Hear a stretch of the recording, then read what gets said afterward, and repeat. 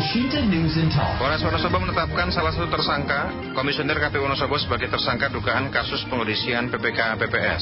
Selain itu, Polres Wonosobo juga menyita uang tunai sebesar 252,5 juta dan memeriksa sejumlah anggota PPK yang ikut dalam pertemuan yang dilakukan Komisioner KPU tersebut. Bagaimana proses yang saat ini dilakukan terkait dengan kasus ini? Kita akan jumpai Banit Idik 3, Satreskrim selaku anggota Gakumdu Pemilu Kabupaten Wonosobo dari unsur Polri, Bribka Azimar. Elshinta News and Talk.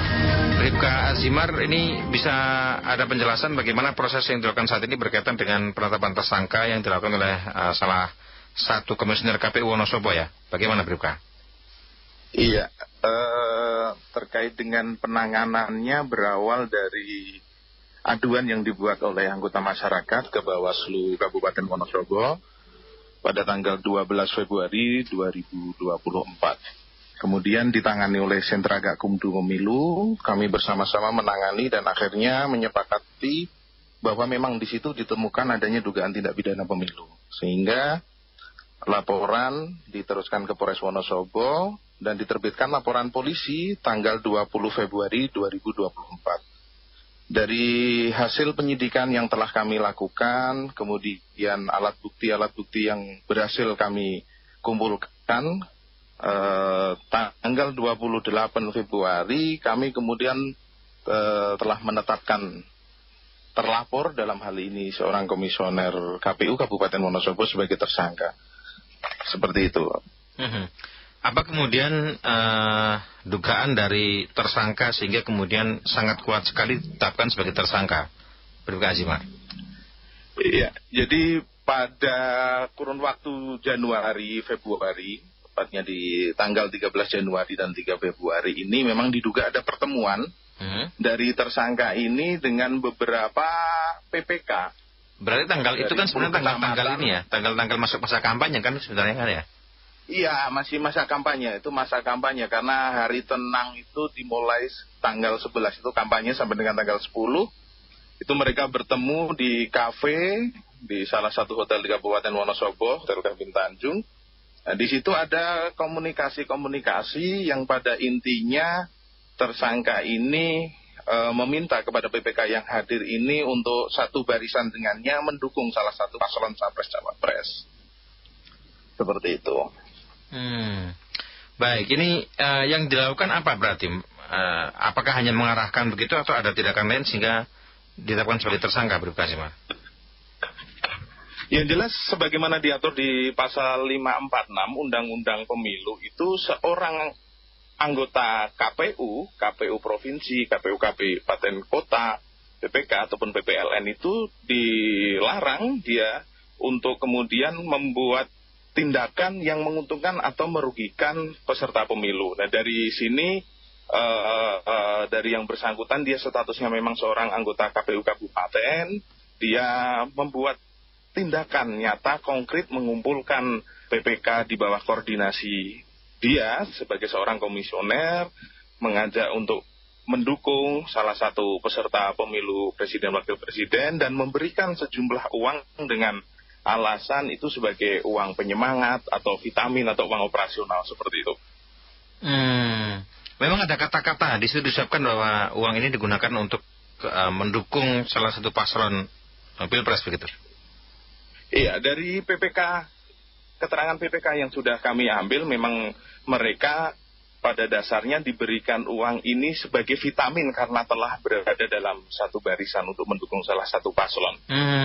Dan ada arahan untuk kemudian PPK ini melakukan hal yang serupa kepada PPS di bawah koordinasi masing-masing PPK. Kan tetapi memang dari hasil pemeriksaan kami, PPK ini tidak kuasa untuk menolak pemberiannya, tapi juga tidak berani untuk melakukan arahan, sehingga uang ini masih dipegang oleh para PPK, dan ketika mengetahui sudah ada laporan di Bawaslu, mereka secara serempak datang memberikan keterangan sambil menitipkan uang yang sudah diberikan oleh tersangka.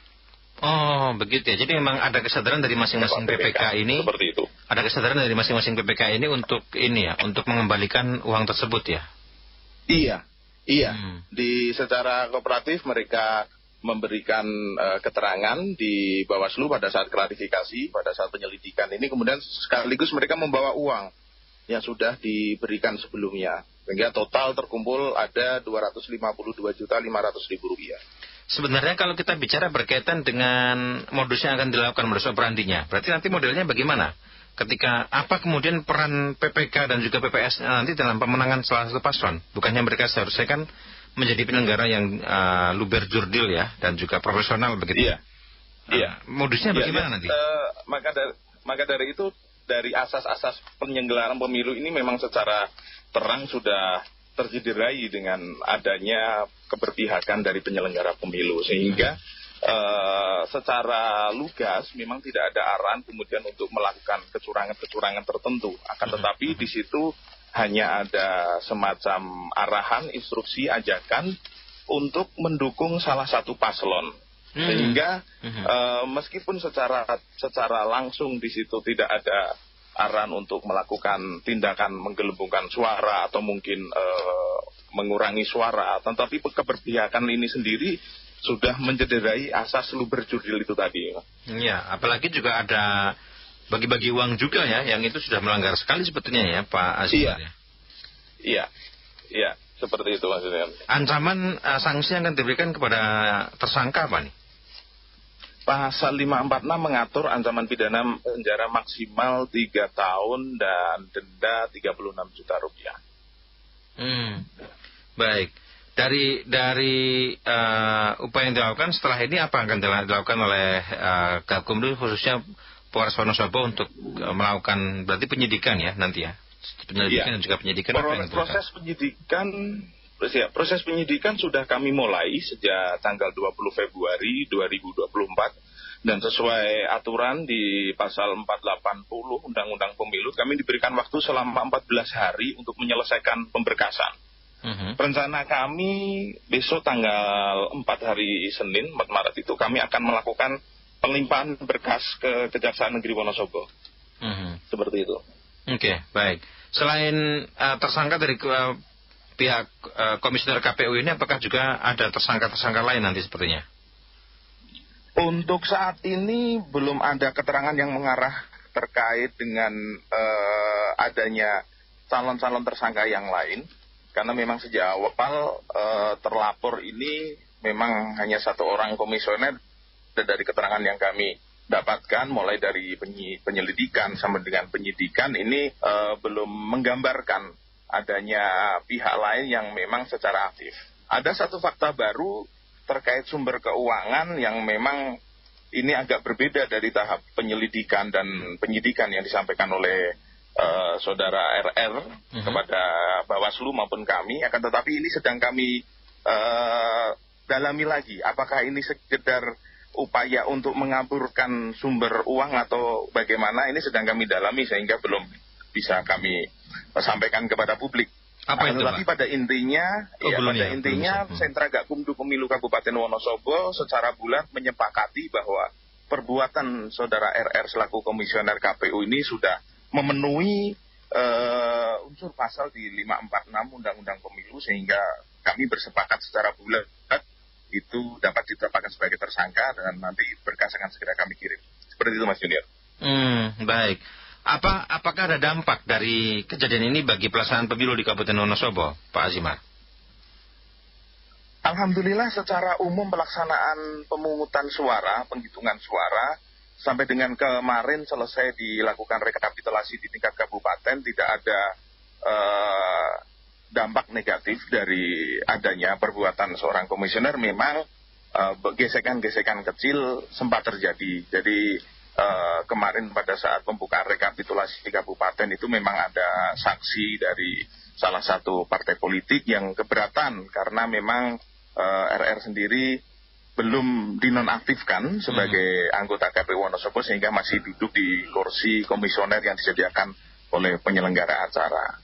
Dan tetapi pada prinsipnya melihat data dari kehadiran pemilih, kemudian situasi keamanan secara umum, tidak ada dampak yang berarti. Karena alhamdulillah secara bulat juga berdasarkan kesepakatan bersama sejak penanganan awal bersama dengan Bawaslu dan rekan-rekan dari Kejaksaan Negeri Wonosobo, kami bersepakat untuk kemudian dalam tanda kutip memberikan perhatian khusus terhadap laporan ini dengan kandung maksud untuk menjaga kepercayaan masyarakat terhadap marwah pemilu itu sendiri, seperti itu. Kalau berkaitan dengan kemarin kan sempat ada PSU ya yang terjadi di iya, ada PSU di 2 TPS. Apakah juga ada kaitannya dengan kasus tersangka RR ini?